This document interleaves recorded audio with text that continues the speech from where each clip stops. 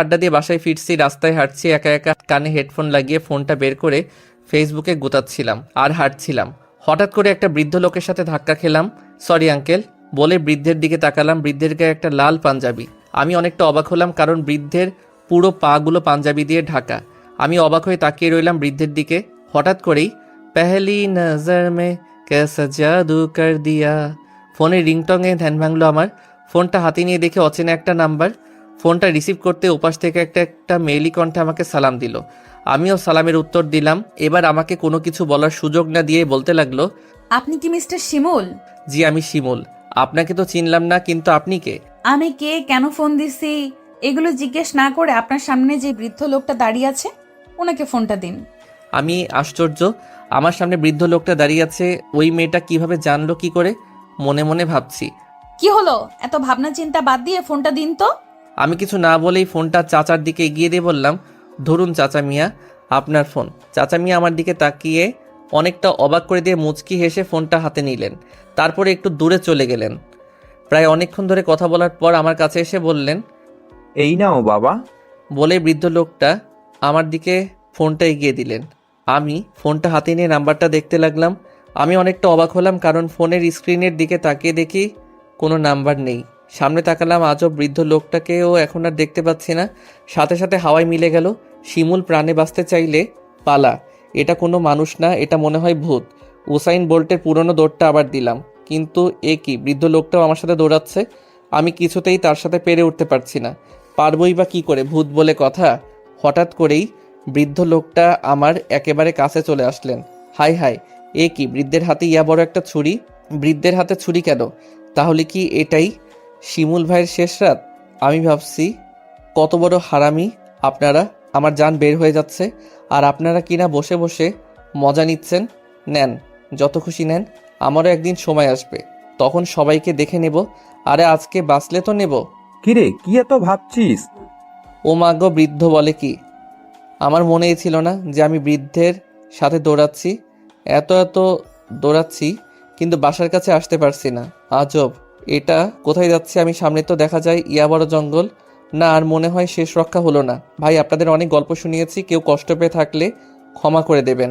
আজকেই মনে হয় আমার শেষ রাত। যদি তাই হয় তাহলে 40-আর দাওয়াত রইল। যদি তাই হয় সবাই খেয়ে যাবেন। যাই হোক, আমি জঙ্গলের ভিতরে ঢুকে গেলাম। বৃদ্ধ লোকটাকে এখন আর দেখতে পাচ্ছি না, কিন্তু আমি জঙ্গলে এলাম কি করে? আবার ইয়া বড় জঙ্গলে কাউকে দেখতেও পাচ্ছি না। হঠাৎ করে উপরের দিকে চোখটা গেল। হাই হাই, বৃদ্ধ দেখি ছুরি হাতে নিয়ে আমার দিকে আসছে। দৌড় দিতে চাইলাম, কিন্তু এ কি, আমার পা নড়ছে না কেন? তাকিয়ে দেখি দুটো হাত আমার পাগুলোকে জাপটে ধরে রেখেছে। না, আজকে আমি শেষ। বৃদ্ধ লোকটা একেবারে আমার কাছে চলে এসেছে। কিন্তু আমি কি করলাম? বৃদ্ধ আমাকে মারতে চাইছে কেন? মরার আগে অন্তত আমার সঠিক কারণটা আমার জানা দরকার। তাই বৃদ্ধকে জিজ্ঞাসা করলাম আমি, আচ্ছা চাচা, আমাকে আপনি মেরে ফেলতে চাচ্ছেন কেন? ভয়ঙ্কর একটা হাসি দিয়ে। মরার সময় কথা বলতে নেই, তাই চুপ করে থাক, একদম কথা বলবি না। মরার আগে অন্তত একবার হলো একটু শব্দ করে কেঁদে নেই। আজকের পর থেকে তো আর কান্না করতে পারবো না, তাই শব্দ করে কান্না শুরু করে দিলাম। এই চুপ কর। বলে চাচা আমার পেটের মধ্যে ছুরি চালিয়ে দিল। ও মা গো, আমি শেষ। ওই কি হয়েছে, কি হয়েছে তোর? আমি কি বেঁচে আছি নাকি মারা গেছি? দাঁড়া, তোর ফাজলামো আমি বার করছি। হাই হাই, আম্মু আসলো কোথা থেকে এই জঙ্গলে? মনে হয় ভূত চাচা আম্মুর রূপ ধারণ করছে। আপনি কি সত্যি আমার আম্মু নাকি ভূত? এই রে খাইছে, আমার আম্মু তো দেখছি ঝাড়ু হাতে আমার দিকেই তেড়ে আসছে।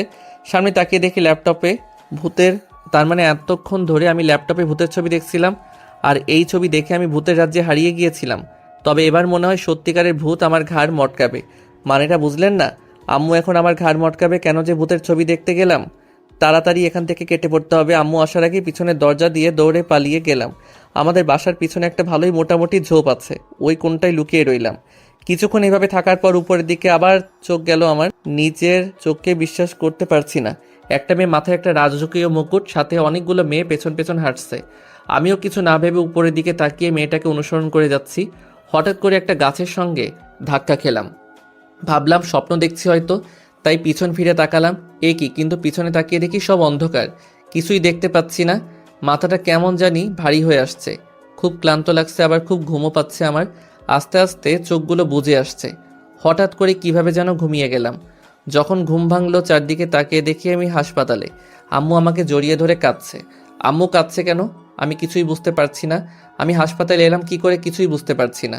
উঠে বসতে চাইলাম কিন্তু পারছি না, মাথাটা ধরে আছে, মাথাটা পর্যন্ত নাড়াতে পারছি না। কিছুদিন ধরে এইরকম একটা স্বপ্ন দেখছি, আবার মাঝে মাঝে স্বপ্নটা বাস্তবে রূপান্তরিত হয়।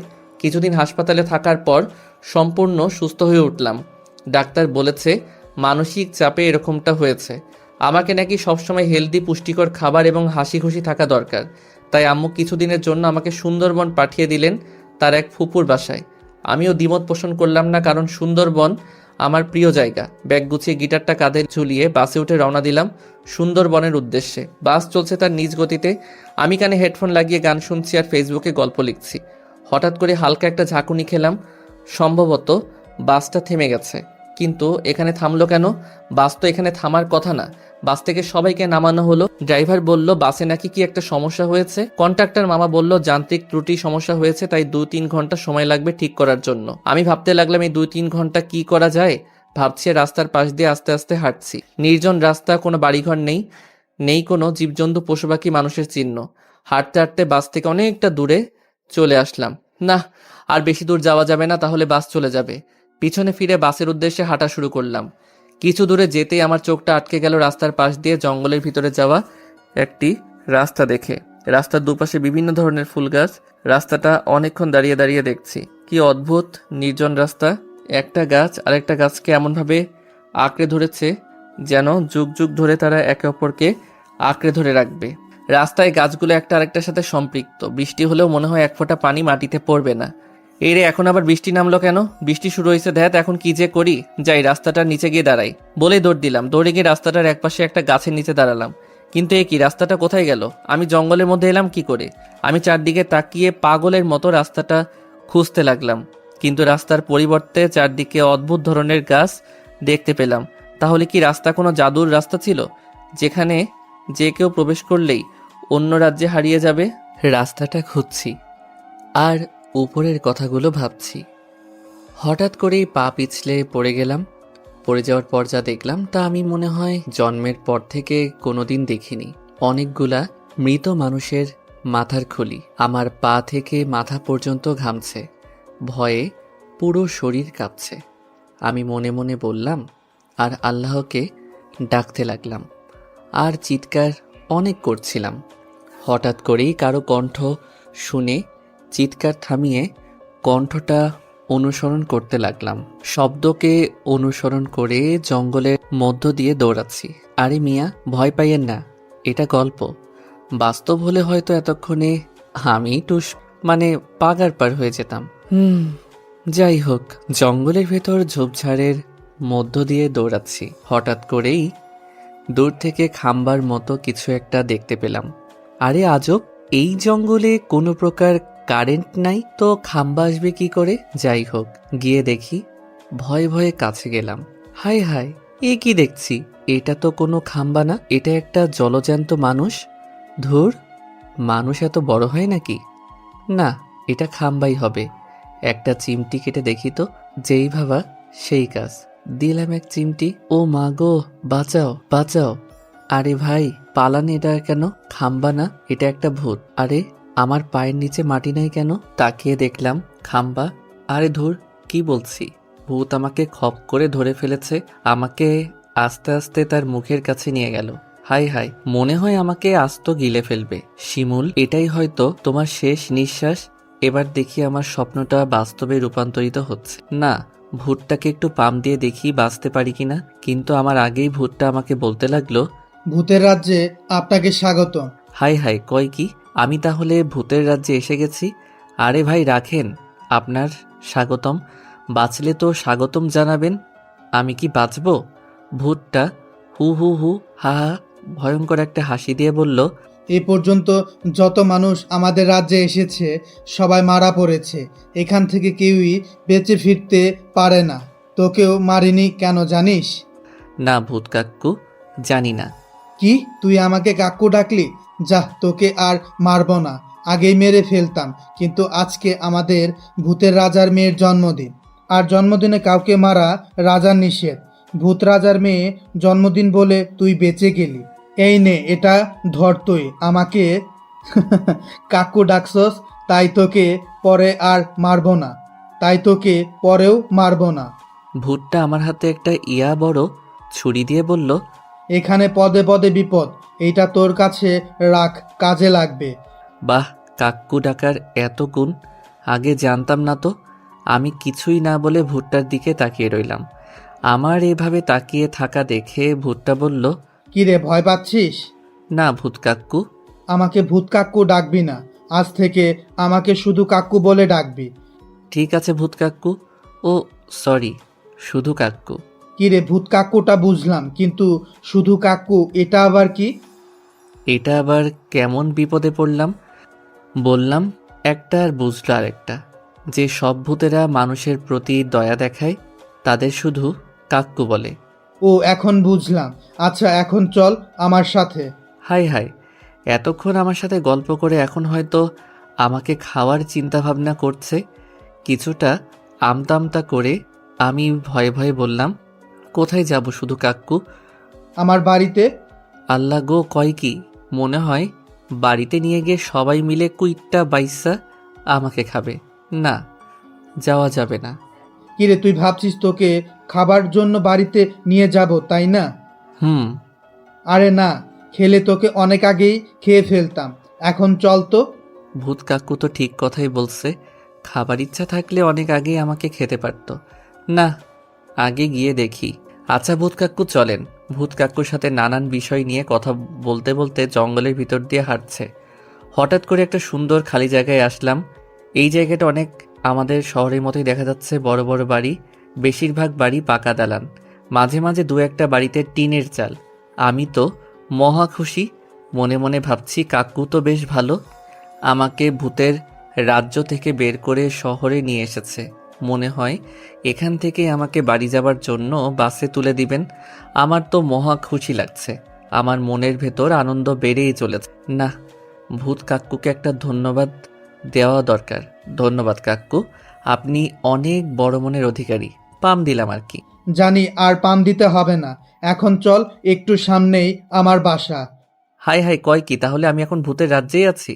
আচ্ছা কাকু, আমরা কি এখনো ভূতের রাজ্যেই আছি? আর এটাই হলো ভূতের শহর। হায় আল্লাহ, ভাবলাম কি আর হলো কি, না আর বাঁচা গেল না। এখন থেকে আমার প্রধান কাজ হলো ভূতের রাজ্য থেকে বের হওয়ার, আর এই রাজ্যের সকল রাস্তাটা খুঁজে বের করা। এসব ভাবতে ভাবতে একটা বড় বাড়ির সামনে এসে দাঁড়ালাম। ভূত কাক্কু আমাকে বলল, এটাই হচ্ছে আমার বাড়ি। দাঁড়া, তোর কাকিকে আমি ডাক দেই। তোর কাকিকে দেখে তুই ভয় পাস নে, কেমন? ঠিক আছে শুধু কাক্কু। আমার কথা শেষ না হতে কাক্কু ডাক শুরু করে দিল। কই গো গিন্নি, ঘরে আছো? এখনই মনে হয় গোপালের বউ মানে ভূত কাক্কুর বউ আসবে। তো এত সাত সকালে সারের মতো চেঁচাচ্ছ কেন শুনি? আরে দেখো, কাকি নিয়ে এসেছি। ভূতের বউ দরজাটা খুলে আমাকে দেখেই অবাক হয়ে গেল। আমার দিকে তাকিয়ে থেকেই বলল, এতদিন একটা কাজে কাজ করেছো, অনেকদিন ধরে মানুষের মাংস খাই না, আজকে খাওয়াটা চম্পেশ হবে। হায় আল্লাহ, এ তো দেখছি ভূত কাক্কুর চেয়ে সম্পূর্ণ বিপরীত। তার দেখি দয়া মায়া বলতে কিছুই নেই। ভূত কাক্কুর দিকে তাকিয়ে দেখি ভূত কাক্কু ও আমাকে দেখছে। এখন বুঝতে পারলাম এই ছিল ভূত কাক্কুর মনে, কিন্তু আমার ধারণা ভুল প্রমাণ করে দিয়ে ভূত কাক্কু পেতনিটাকে মানে ভূতের বউকে বলল, গিন্নি, ও আমার ভাতিজা, ওকে খাওয়ার চিন্তা ভাবনা একদম করবা না। আরে আগে বলবে না? পেতনিটা আমার দিকে তাকিয়ে বলল, আসো বাবা, ভেতরে আসো। বাহ, পেতনিটার মধ্যেও কিছুটা মায়া দয়া আছে দেখছি। যাই হোক, ভূত কাকুর সাথে বাসার ভিতরে গেলাম। ওয়াও, আমি কল্পনাও করিনি বাসাটা এত সুন্দর হবে। ঘুরে ঘুরে পুরো বাড়িটা দেখতে লাগলাম, কিন্তু হঠাৎ করে আমার চোখটা আটকে গেল দেয়ালে টানানো একটা ছবি দেখে। আরে, এটা তো সেই মেয়ের ছবি যাকে দেখে আমি বাগানে জ্ঞান হারিয়ে ফেলেছিলাম। অনেক ভালো করে ছবিটা দেখতে লাগলাম। হ্যাঁ, এটাই সেই মেয়েটা, যে মেয়েটাকে সারা রাস্তা অনুসরণ করতে করতে আমি গাছের সঙ্গে ধাক্কা খেয়ে জ্ঞান হারিয়ে ফেলছিলাম। আমি অবাক হয়ে ছবিটা দেখতে লাগলাম। হঠাৎ করে আমার কাঁধে কারো হাতের স্পর্শ পেয়ে চমকে উঠলাম। পিছনে তাকিয়ে দেখি ভূতকাক্কু দাঁড়িয়ে আছে। আমাকে এমন চিন্তিত দেখে ভূতকাক্কু বলল, কি হয়েছে ভাতিজা, মন খারাপ? আরে মন খারাপ করো না, গিন্নি অনেক ভালো, তোমাকে চিনতে না পেরে এসব কথা বলেছে। না কাক্কু, এজন্য না। আঙুল দিয়ে ছবিটার দিকে ইশারা করে বললাম, ওই যে ছবিটা কার কাক্কু? কাক্কু আমার কথা শুনে মুচকি হেসে বলল, এটা হলো আমাদের রাজা, মানে ভূতদের রাজার মেয়ে। নাম কি ওর? ওর নাম কেয়া। আজকে তো ওরই জন্মদিন। আজকে ওর 19 বছর পূর্ণ হলো। আমি তো ওদের রাজপ্রাসাদেই কাজ করি। আচ্ছা ভাতিজা, তুমি এখন একটু রেস্ট নাও, আমি একটু বাজারে যাব। বলেই ভূত কাক্কু গন্তব্যের দিকে বেরিয়ে গেলেন। আমারও কিছু ভালো লাগছিল না, তাই কাকিকে মানে ভূত কাক্কুর বউকে বলে গিটারটা নিয়ে একটু বাহিরে বের হলাম। কিন্তু এ কি, সবাই আমাকে এইভাবে দেখছে কেন? আস্তে আস্তে হাঁটতে হাঁটতে জঙ্গলের ভিতর পৌঁছে গেলাম। অনেকক্ষণ যাবৎ জঙ্গলে বসে আছি, কিছুই ভালো লাগছে না। আম্মুর কথা মনে পড়ছে শুধু। হঠাৎ করে চমকে উঠলাম একটা ছোট ভূতকে দেখে। সম্ভবত এটা ভূতের বাচ্চা। আমি তাকিয়ে দেখছি ভূতের বাচ্চাটাকে। দেখলাম ভূতের বাচ্চাটা আমার দিকে আসছে। আমার একটু কাছে এসে বলল, what is your name bro? ও মা গো, ওটা কি ভূতের বাচ্চা দেখি ইংরেজিতে প্রশ্ন করে। My name is Shimul and your? আমি বেশি ইংরেজি বলতে পারি না। আমার নাম হলো মাহমুদ। আমি হলাম এই রাজ্যের রাজকুমার। আমার বাবা হলেন ভূতের রাজা। তাই তো বলি, ব্যাটারে তো ভাব কেন? এটা হলো এদেশের রাজকুমার মানে কেয়ার ভাই। তোমার বোনের নাম কি কেয়া? আপন নাম? বলেই ভূতের বাচ্চাটা আমার গিটারটার দিকে অবাক দৃষ্টিতে তাকিয়ে বলল, এটা কি? এটা গিটার, এটা দিয়ে গান গাওয়া যায়। আমি গান খুব পছন্দ করি, আমার একটা গান শোনাও না শিমুল ভাইয়া। ঠিক আছে, বলেই গান ধরলাম। আশিকি 2 ছবির একটা গান। हम तेरे बिन अब रह नहीं सकते, तेरे बिना का वजूद मेरा। চোখ বন্ধ করে গান গাচ্ছিলাম। গানটা শেষ হতেই অনেকের করতালিতে চোখটা খুলে একটা বড় ধরনের শখ খেলাম। দেখলাম বনের সব পশু পাখি মুগ্ধ হয়ে আমার গান শুনছিল। ইঁদুর, বিড়াল, শিয়াল, বাঘ, হাতি, বনের সব পশু পাখি আমাকে ঘিরে ধরে বসে বসে গান শুনছে। আবার দেখলাম কয়েকটা বানর গানের তালে নাচানাচিও শুরু করে দিয়েছে।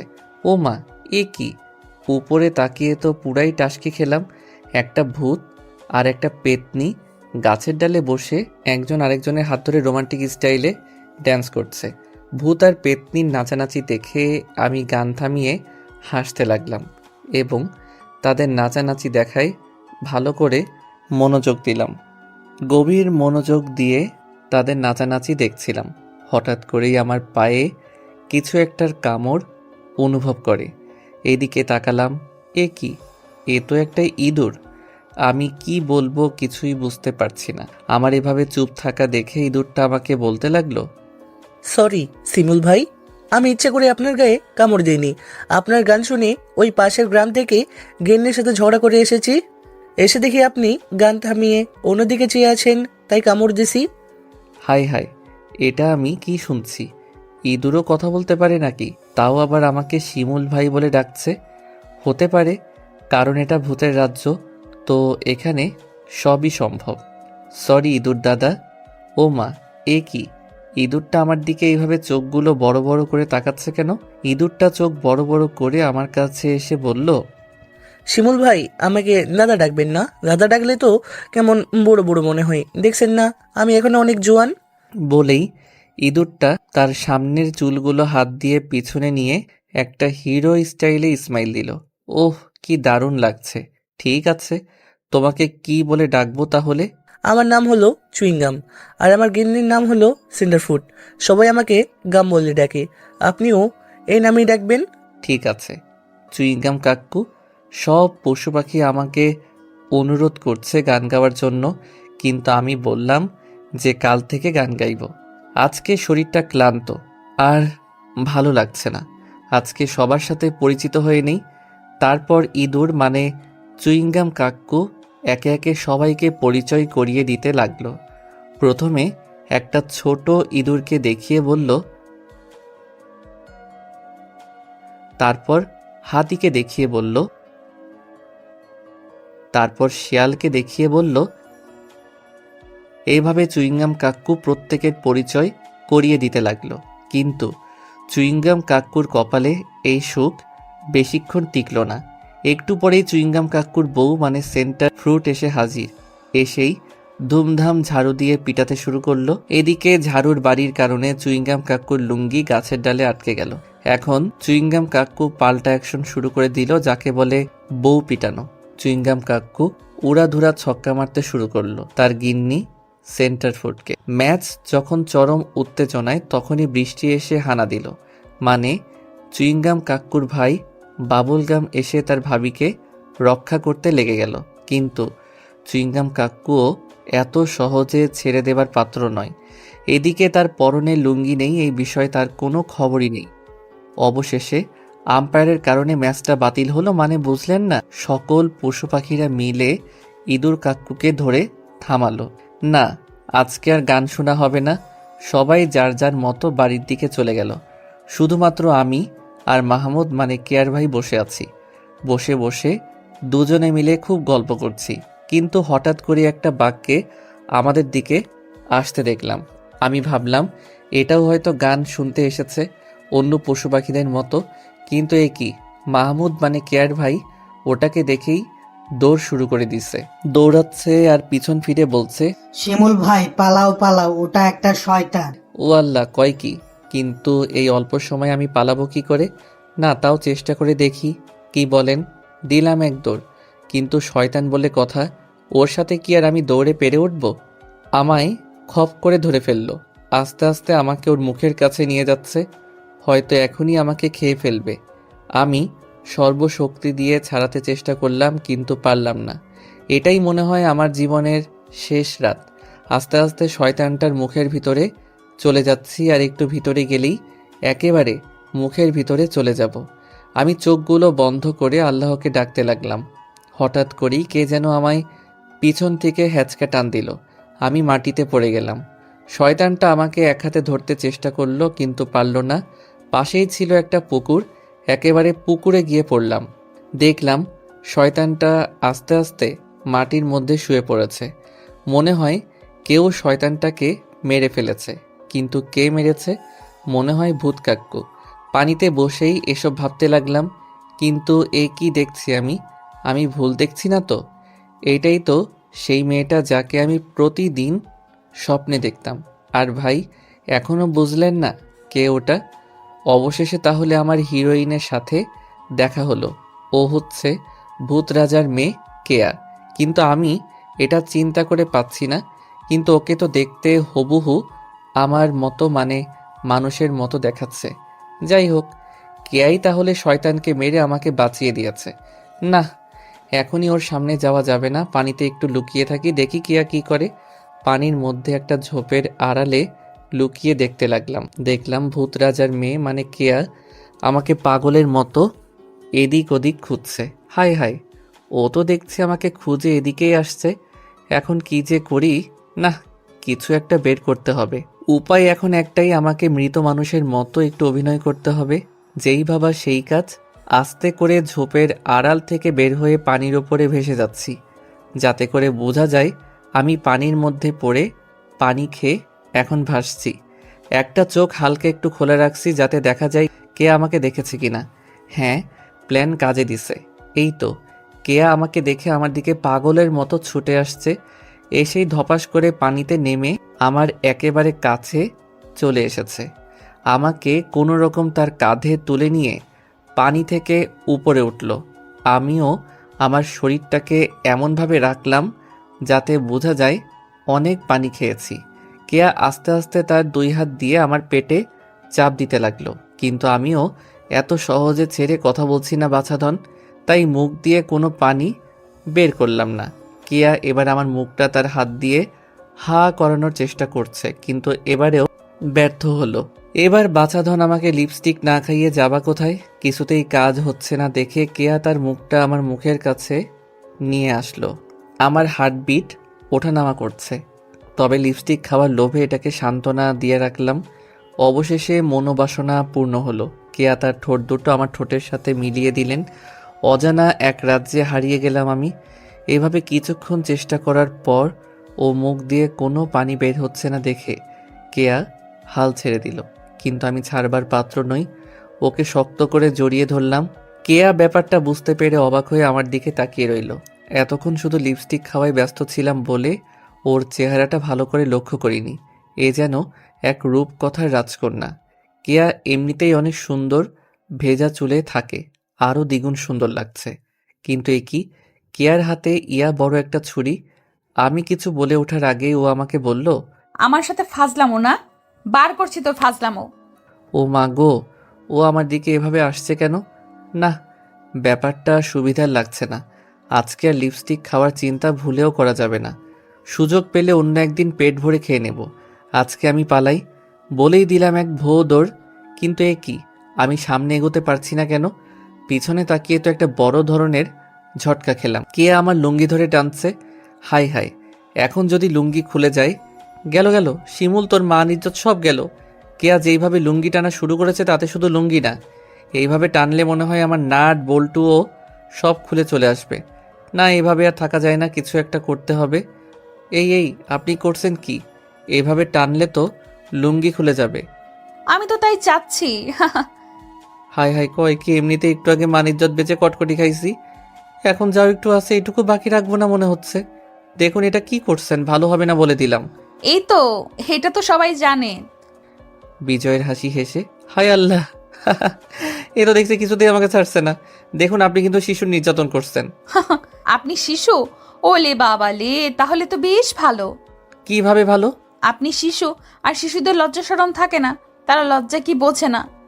হায় আল্লাহ, এটা কোন বিপদে পড়লাম আবার। ভাবলাম কি আর হলো কি। আমি কিছু বলতে যাব তার আগে কে একটা হ্যাঁচকা টান দিয়ে আমার লুঙ্গিটা খুলে ফেললো। হায় আল্লাহ, গেল আমার মান ইজ্জত, সব গেল। মান ইজ্জত আর একটুকু বাকি রইল না। কচু গাছে ফাঁস নেওয়া ছাড়া এখন আমার আর কিছুই করার নেই। হায় হায়, আপনারাও কি কিছু দেখছেন নাকি? এখনও চেয়ে আছেন দেখছি। কি নির্লজ্জ। তাড়াতাড়ি সবাই চোখ বন্ধ করেন, আমি লুঙ্গি না পরা পর্যন্ত খুলবেন না। এ কি, বেঁচে গেছি আমি।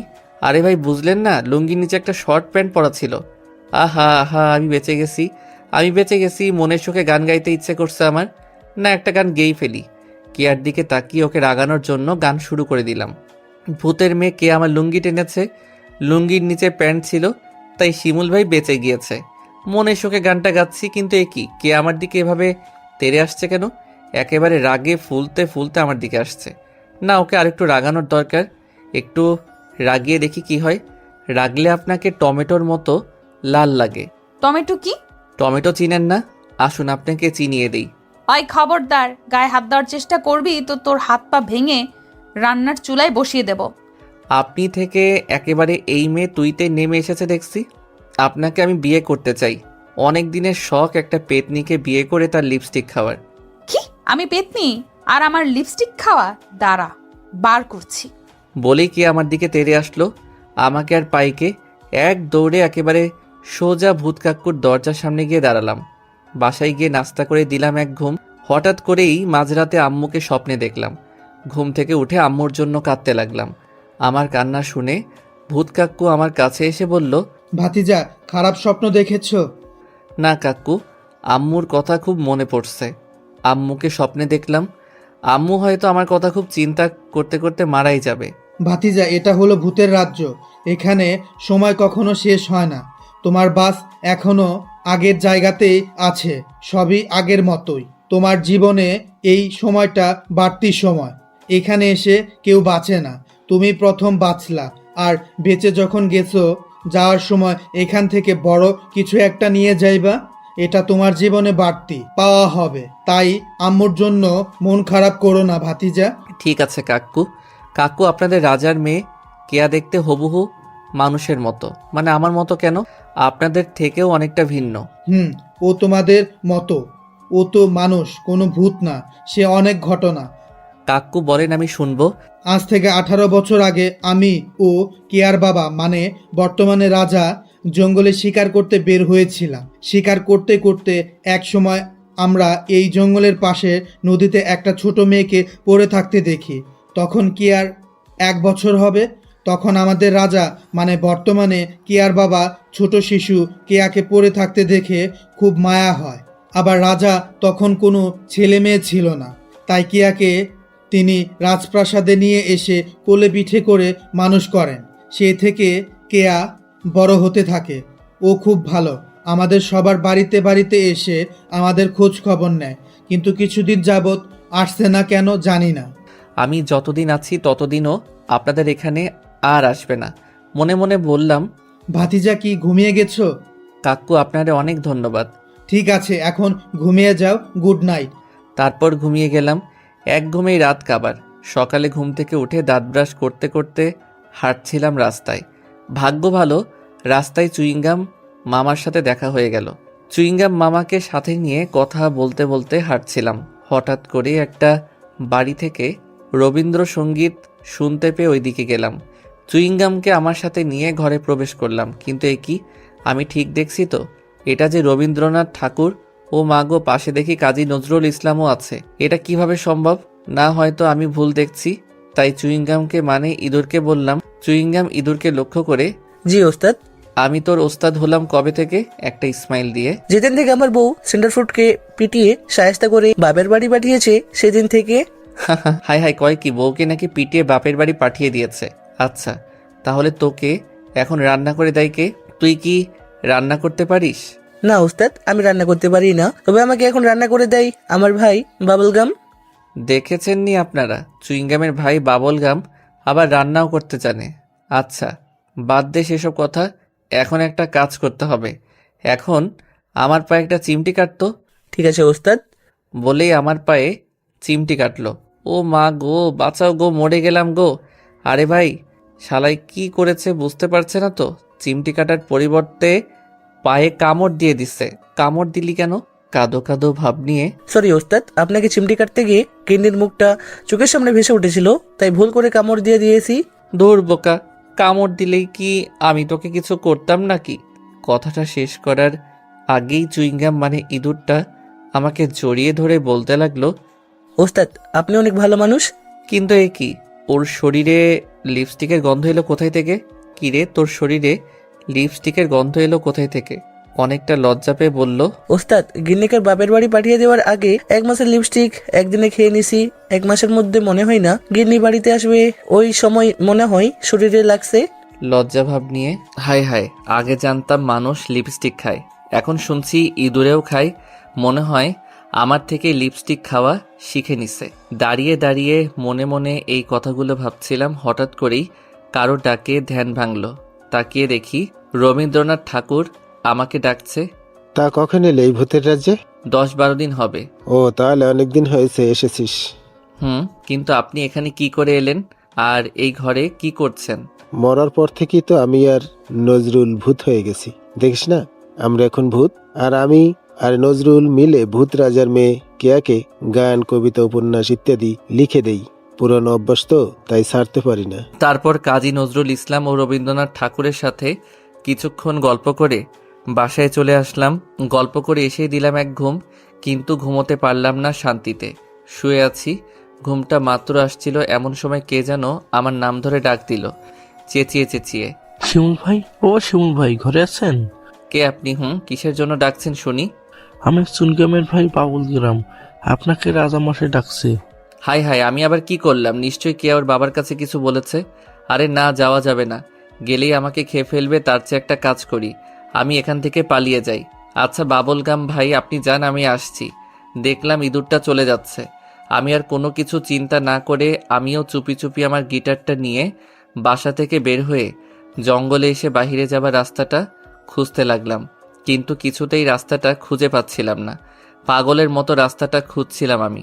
কিন্তু এ কি, ভূত কাক্কু যে সামনে দাঁড়িয়ে আছে। আমি কিছু বলতে যাব তার আগেই ভূত কাক্কু আমাকে বলতে লাগলো, ভাতিজা, এখান থেকে চলে যেতে চাইছো কেন? আমি কাক্কুকে সব ঘটনা খুলে বললাম। কেয়ার সাথে যা যা হইছে তাও খুলে বললাম।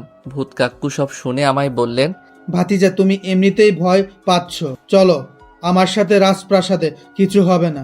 ঠিক আছে কাক্কু, চলেন। বলেই তার সাথে হাঁটতে হাঁটতে রাজপ্রাসাদের দিকে যেতে লাগলাম। সামনে তাকিয়ে দেখি ইয়া বড় রাজপ্রাসাদ, আর হবেই না কেন, ভূতের রাজা বলে কথা। তারপর আমি আর ভূত কাক্কু রাজপ্রাসাদের ভিতরে প্রবেশ করলাম। রাজপ্রাসাদে প্রবেশ করে রাজা মানে কেয়ার বাবাকে সালাম দিতেই তিনি আমার দিকে চোখ গরম করে বললেন, তুমি নাকি কেয়াকে খুব ডিস্টার্ব করছো এবং তাকে কিস করছো। তোমার সাহস হলো কি করে মানুষ হয়ে ভূত রাজ্যে এসে ভূত রাজার মেয়েকে ডিস্টার্ব করার? আপনার মেয়েকে আমি ডিস্টার্ব করিনি, ওই আমাকে অনেকদিন ধরে ডিস্টার্ব করে। তাই নাকি সেনাপতি? এখনই কেয়াকে রাত সবাই হাজির করো। সেনাপতি দৌড়ে গিয়ে কেয়াকে রাজসভায় নিয়ে আসলো। কেয়াকে উদ্দেশ্য করে, তুমি নাকি ওই ছেলেটাকে ডিস্টার্ব করো, আমাকে মিথ্যা বললে কেন? না বাবা, ও মিথ্যা বলছে, ও প্রতিনিয়ত আমাকে ডিস্টার্ব করে। আমি অবাক হয়ে কেয়ার চোখের দিকে তাকালাম। ওই দিনের কেয়া আর আজকের কেয়ার মধ্যে কোনো মিল পাচ্ছি না। আমি স্বপ্নেও ভাবিনি কেয়া আমার নামে এইভাবে নালিশ করবে বলে। তখনকার কথা শুনে আমার ভেতরটা জ্বলে পড়ে যাচ্ছে। পরে দেখলাম কেয়া চলে যাচ্ছে। তারপর রাজা মশাই মানে কেয়ার বাবা হুকুম দিলেন আমাকে শুলে চড়ানোর জন্য। কিছুদিন পর মানে 5 দিন পর আমার ফাঁসি। আমি আর নিজেকে সামলে রাখতে না পেরে ভূত কাক্কুকে জড়িয়ে ধরে কাঁদতে লাগলাম। মৃত্যুর ভয়ে কাঁদছি না, কাঁদছি কেয়া আমার নামে এভাবে মিথ্যা বলে আমার এত বড় ক্ষতি করবে তা স্বপ্নেও আশা করিনি। একজন সেনাপতি এসে আমার হাত ধরে টেনে হিঁচড়ে আমাকে গারদে নিয়ে গেল। ভূত কাক্কুকেও আসতে দিল না। গারদে বসে আছি আর কেয়ার কথা ভাবছি। মেয়েটা এত নীচ আগে জানতাম না। হঠাৎ করে কে যেন আমার নাম ধরে ডাক দিল। চারদিকে খুঁজতে লাগলাম কিন্তু কাউকে দেখতে পেলাম না। সামনে তাকিয়ে দেখি একটা মশা আমাকে গভীর মনোযোগ দিয়ে দেখছে। পরনে মেয়েদের পোশাক, তার মানে এটা মহিলা মশা। কি চাই এখানে? তোমার গান আমার খুব পছন্দ। তা আমি কি করতে পারি আপনার জন্য বলেন?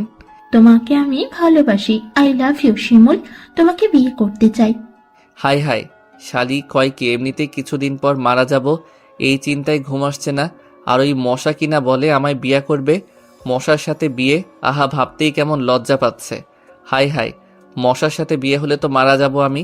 বিয়ের পর একটু ঝগড়া হলেই কিছু না পেয়ে আমার রক্ত সব চুষে নিবে। না না, কিছুতেই মশাকে বিয়ে করা সম্ভব না। আমি তোমাকে বিয়ে করতে পারবো না।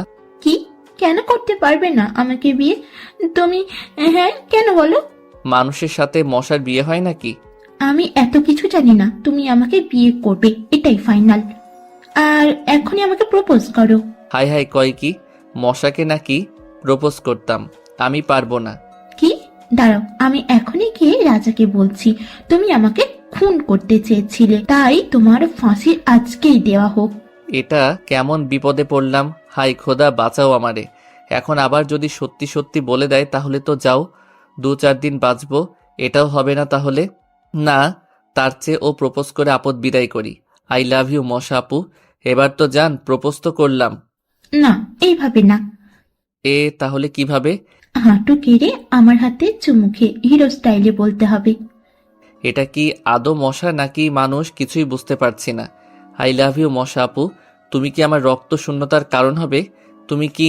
কথাটা শেষ করার আগেই হিরোইন যেভাবে হিরোকে জড়িয়ে ধরে তেমনি মশাটাও আমাকে জড়িয়ে ধরলো। এই করছেন কি? ছাড়েন ছাড়েন বলেই মশা আপুকে দূরে সরিয়ে দিলাম।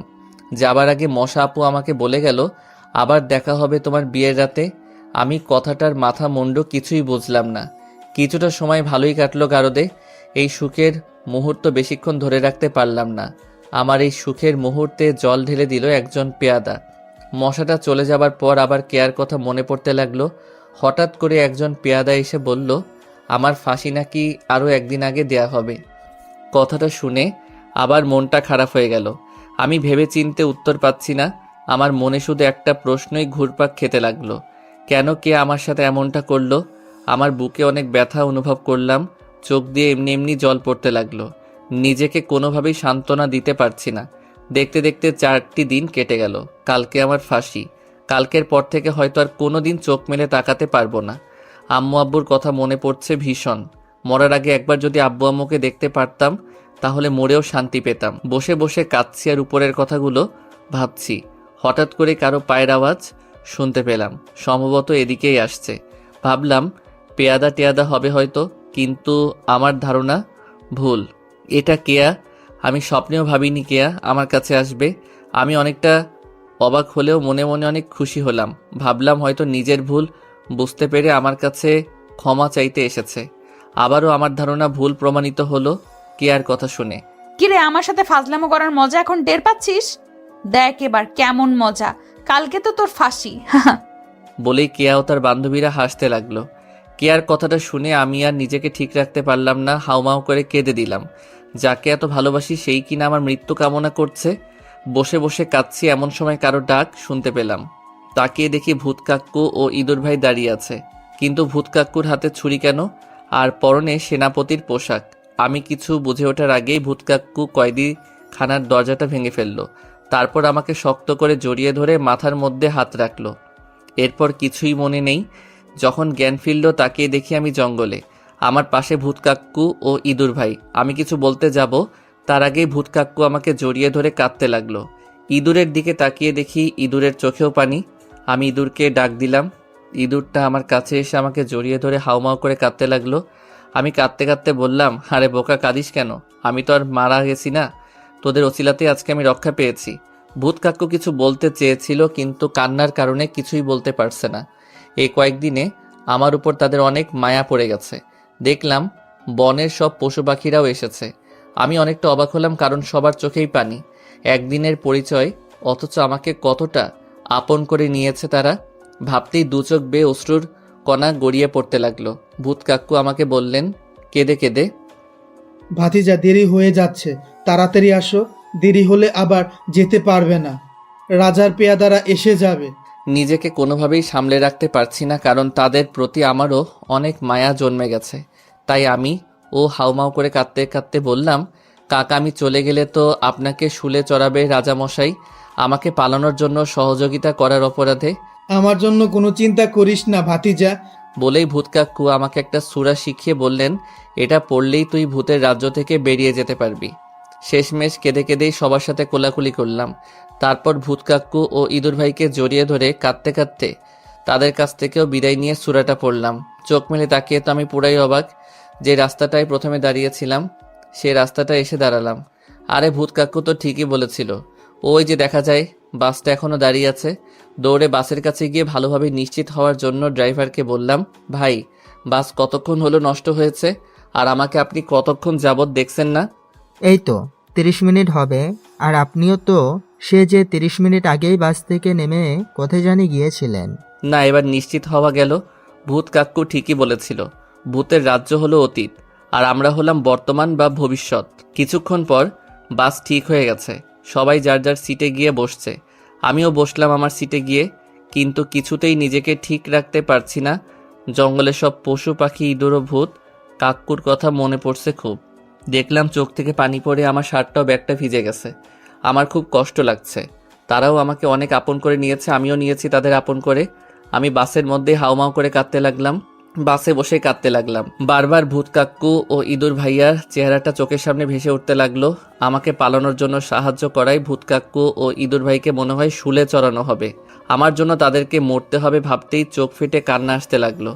আমাকে এভাবে কাঁদতে দেখে কয়েকজন যাত্রী আমার দিকে এগিয়ে এসে কান্নার কারণ জিজ্ঞেস করলো। আমি তাদেরকে সব ঘটনা খুলে বললাম। আমার কথা শুনে কয়েকজন খুব মজা নিচ্ছিল। তারা বলছিল, ছেলেটা অল্প বয়সে পাগল হয়ে গেছে। আমি তাদের কথা শুনে কিছুই বললাম না, শুধুই কেঁদেই চলেছি। কিছুক্ষণ পর একজন বৃদ্ধ, বয়স 90 থেকে 100 বছর হবে, আমার শরীরে হাত রেখে বললেন, বাবা, আমি তোমার কথা বিশ্বাস করছি, কারণ আমাদের সময় আমাদের এক বন্ধু এই রাস্তায় গিয়েছিল আর বেঁচে ফিরতে পারেনি। আবার আমি আমার পূর্বপুরুষদের কাছ থেকে শুনে এসেছি, এই রাজ্যে গেলে নাকি আর কেউ বেঁচে ফিরে আসতে পারে না। তুমি এসেছো, এটাই ভাগ্য। আমি বৃদ্ধের দিকে কিছুক্ষণ তাকিয়ে মাথা নেড়ে হাঁ বললাম। বাস ছুটে চলছে তার নিজ গতিতে। বৃদ্ধ ও অন্যান্য লোকেরা সবাই যার যার সিটে বসে ঘুমাচ্ছে। আমিও হয়তো তাদের মতোই এতক্ষণে ঘুমের দেশে চলে যেতাম, কিন্তু ওই একটা ঘটনার জন্যই ঘুমাতে পারছি না। রাত্রি 2-3টা বাজবে হয়তো। বাসের সব যাত্রী গভীর ঘুমে আচ্ছন্ন, শুধুমাত্র আমি আর ড্রাইভার ছাড়া। আমি ঘুমোতে চেষ্টা করছি, কিন্তু পারছি না, আর কাঁদতেও পারছি না। চোখের পানি মনে হয় সব শুকিয়ে গেছে। কাঁদতে কাঁদতে কখন যে ঘুমিয়ে গেলাম নিজেও জানি না। সকালে ঘুম থেকে উঠলাম হেল্পারের ডাকে। নির্দিষ্ট স্থানে এসে পৌঁছে গেছি। পাশে একটা দোকান ছিল, ওইখানে একটা পানির বোতল কিনলাম। তারপর মুখ ধুয়ে হালকা নাস্তা করে আম্মুর আত্মীয়দের বাড়ির উদ্দেশ্যে রওনা দিলাম। বাড়ির কাছাকাছি গিয়ে পানি দিয়ে মুখটা ভালোভাবে ধুয়ে নিলাম, যাতে কেউ বুঝতে না পারে আমি কান্না করতে করতে এসেছি। বাড়ির ভিতরে গিয়ে সবাইকে সালাম করে ফ্রেশ হয়ে একটা ঘুম দিলাম। ঘুম থেকে উঠে দেখি রাত হয়ে গেছে। ঘুম থেকে উঠে নাস্তা করে আবার শুয়ে পড়লাম। এভাবে 6টা দিন ভালোই কাটলো, কিন্তু এখানে আর থাকা যাবে না। আম্মু আব্বুকে মিস করছি খুব। যেমন ভাবা তেমন কাজ, তাই সিদ্ধান্ত নিলাম কালকেই বাড়িতে চলে যাব। রাতের খাবার খেয়ে শুয়ে শুয়ে ফেসবুকে গোতাচ্ছিলাম, হঠাৎ করে একটা মশা আমার হাতে এসে বসলো। আমি তো অবাক, কারণ এটাই হলো আমার প্রেমিকা, মানে মশা প্রেমিকা। আমি কিছু বলতে যাব তার আগে মশাটা আমাকে বললেন দরজাটা বন্ধ করে দিতে। আমিও দরজা বন্ধ করে দিলাম, কিন্তু এ কি, এ যে আস্তে আস্তে অনেক বড় হচ্ছে। আমি শুধু চেয়ে চেয়ে দেখছি, তারপর মশাটা ভূতরাজ্যে যতটুকু বড় ছিল ততটুকু বড় হলো। আমার এভাবে তাকিয়ে থাকা দেখে মশাটা বলল লজ্জা পেয়ে, এমন করে কি দেখছো? তোমাকে দেখছি। আর দেখতে হবে না, আমার লজ্জা করে না বুঝছি। ও আমার লজ্জাবতী রে। কিন্তু এ কি, মশাটা আমাকে হুট করেই জড়িয়ে ধরে কাঁদতে লাগলো। কাঁদছো কেন? আমাকে ক্ষমা করে দাও, আমি আর তোমাকে ভালোবাসতে পারবো না। আমার স্বামী কালকে ফিরে এসেছে, আমি ওকে তোমার থেকেও বেশি ভালোবাসতাম, এখনো বাসি। ও আমাকে অনেক ভালোবাসে, আমাকে ক্ষমা করে দাও প্লিজ। ঠিক আছে, যাও, ক্ষমা করে দিলাম। তোমার জন্য একটা সুখবর আছে। কি খবর? রাজা ভূত কাক্কু ও ইঁদুর ভাইকে ফাঁসি না দিয়ে ছেড়ে দিয়েছে, আর আমি আসার সময় ভূত কাক্কু বলে দিয়েছে তোমাকে বলতে। তুমি বাড়িতে যাওয়ার সময় ভূত কাক্কুর সাথে দেখা করে যাবে ভূত রাজ্যে গিয়ে। আমি এখন আসি, আমার স্বামী আমার জন্য বাহিরে অপেক্ষা করছে, ভূত রাজ্যে দেখা হবে। বলেই সেই মশাটা অদৃশ্য হয়ে গেল। আমার খুশিতে নাচতে ইচ্ছে করছে। ভূত কাক্কু ও ইঁদুর ভাই বেঁচে আছে, তার মানে তারা মরেনি। আমার ইচ্ছা হচ্ছে এখনই ভূতরাজ্যে চলে যেতে, কিন্তু এখন তো আর বাস পাবো না, তাই গেলাম না। খুশির চোটে সারা রাত ঘুম হয়নি, কখন সকাল হবে ভাবতে ভাবতে এক সময় ঘুমিয়ে গেলাম। সকাল হতেই সবার কাছ থেকে বিদায় নিয়ে বাসে উঠলাম। বাস চলছে, যাত্রীরা সবাই এদিক ওদিক তাকাচ্ছে। আমি কানে হেডফোন লাগিয়ে মনের আনন্দে আশিকি টুর ছবির গানগুলো শুনছি। হঠাৎ করে জানালা দিয়ে চোখ পড়ল ওই রাস্তাটার দিকে। ও শিট! খুশির চোটে আমার মনে ছিল না যে আমি এখানে নামবো। ড্রাইভারকে বাস থামাতে বললাম, বাস থেকে নেমে ভাড়া দিয়ে বাসকে বিদায় করে দিলাম। আস্তে আস্তে রাস্তাটার দিকে এগোতে লাগলাম। আজ খুব আনন্দ লাগছে, মনের মধ্যে আনন্দের বন্যা বইছে। ভূত কাক্কু সব পশু পাখিদের সাথে আবার দেখা হবে বলে এই আনন্দের চোটে তো সূরাটাই ভুলে গেলাম। এখন কি করি? যদি সূরাটা না পারি তাহলে তো এখানেই পচে মরতে হবে। এই তো মনে পড়েছে। হুস হুস হুস, আমার কি দোষ? এখন শিমুল ভিতরে যাবে, দরজা খুলো। ঠুস! এই তো আমি ভূতের রাজ্যে এসে গেলাম, কিন্তু ভূত কাক্কুকে তো দেখছি না। আরে ওই যে দেখা যায় ভূত কাক্কু, ইঁদুর ভাই, সকল পশু পাখিগুলো আমার দিকে আসছে। আরে আমি আসার খুশিতে ভূত কাক্কু দেখি ভ্যান পার্টির আয়োজন করেছে। অনেকগুলো ভূত গান গাচ্ছে আর গিটার, বেহালা, ঢোল ইত্যাদি বাজাচ্ছে। আমি দৌড়ে ভূত কাক্কুর কাছে গেলাম, কিন্তু ভূত কাক্কুকে কেমন অচেনা অচেনা লাগছে।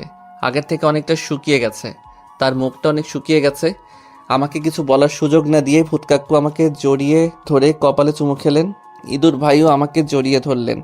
দেখলাম ইঁদুর ভাইয়ের শরীরটা আগের থেকে অনেক শুকিয়ে গেছে।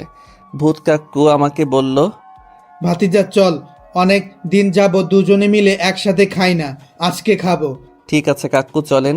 বলেই আমি ভূত কাক্কু ও ইঁদুর ভাই হাঁটতে লাগলাম। দেখলাম সকল পশু পাখি ও আমাদের পিছনে বাদ্যযন্ত্র বাজিয়ে হইচই করে আসছে। ভূত কাক্কুর সাথে কথা বলতে বলতে হাঁটছি, কিন্তু এ কি, ভূত কাক্কু আমাকে রাজপ্রাসাদ মানে কিয়াদের বাড়ির দিকে নিয়ে যাচ্ছে কেন? আরে আজব, আজকে রাজপ্রাসাদটাকে এত সুন্দর করে সাজিয়েছে কেন? আমার মাথায় কিছুই ঢুকছে না। আমি ভূত কাক্কুকে বললাম, কাক্কু আমাকে রাজপ্রাসাদের দিকে নিয়ে যাচ্ছেন কেন? আরে ব্যাপার কি, এটা আমি কি দেখছি? আর আজকে রাজপ্রাসাদটাকে এত সুন্দর করে সাজানো হয়েছে কেন? ভূত কাক্কু আমার দিকে তাকিয়ে মুচকি হেসে বললেন, ভাতিজা কালকে আমাদের রাজার মেয়ে মানে কি আর বিয়ে, পাশের রাজ্যের একটা ভূত রাজার ছেলের সঙ্গে। কাকুর কথা শুনে আমার মাথায় যেন আকাশ ভেঙে পড়ল। কিয়াকে যতটা ঘৃণা করি তার থেকেও যে বেশি ভালোবাসি। নিজেকে নানাভাবে সান্ত্বনা দিতে লাগলাম, কিন্তু এই সময় চোখের পানিটাকে আটকে রাখতে পারলাম না। চোখ দিয়ে বৃষ্টির মতো পানি পড়তে লাগলো। আমি যে কিয়াকে ভালোবাসি, আমার ভালোবাসার মানুষটি অন্য কারো হয়ে যাবে, এটা আমি সহ্য করব কিভাবে?